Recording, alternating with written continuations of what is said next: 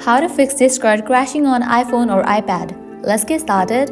Launch your App Store.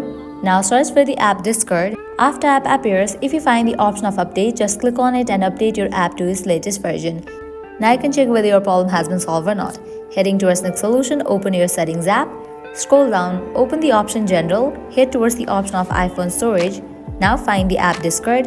Once you find it, open it. Click on Offload app. Click on Offload app. Offloading app clears all the cache of the app. Now click on Reinstall app. Now head back. Go to the main page of settings. Open the option General. Open the option Software Update. If any updates are available for your device, update it to its latest version. Now you can check whether your problem has been solved or not. If you still encountered this issue, scroll down, open the option Shutdown.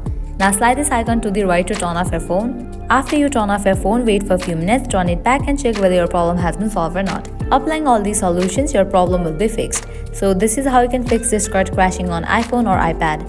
If this video was helpful, don't forget to like, share and subscribe. Thank you.